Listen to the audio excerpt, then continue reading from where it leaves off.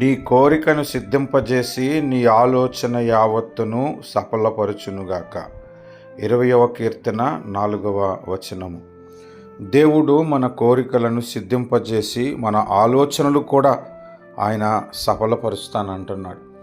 దేవుడు తన ఆలోచనల చేత నడిపించటమే కాదు, మన ఆలోచనలు కూడా గౌరవించే దేవుడే. మన కోరికలను కూడా ఆయన ఎరిగి సహాయం చేసే దేవుడే. అటువంటి గొప్ప దేవుణ్ణి స్తుతిస్తూ ఒక్కసారి ప్రార్థనతో ఈ వాగ్దానాన్ని మనం స్వతంత్రించుకుందాం. సత్యదేవుడు అయిన మా యేసయ్య నీకు వందనాలు, పరిశుద్ధాత్మ దైవమా నీకు వందనాలు, కృతజ్ఞతాస్తుతులు చెల్లిస్తున్నాము.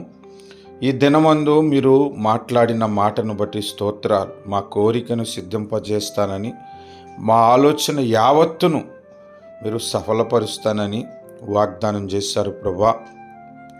మీకు విరోధమైన ఆలోచనలు ఏమున్నా, కోరికలు ఏమున్నా అవి జరిగించొద్దు, కానీ మీ చిత్తమైనటువంటి ఆలోచనలను, కోరికలను జరిగించి మమ్మలను మీరు బలపరచమని ప్రార్థన చేస్తున్నాము. మా ప్రతి అవసరతను కూడా మీరు తీర్చండి, మాకు సహాయము చేయమని, నీ కృప మా ఎడల చూపమని యేసు నామములో ప్రార్థిస్తున్నాము తండ్రి.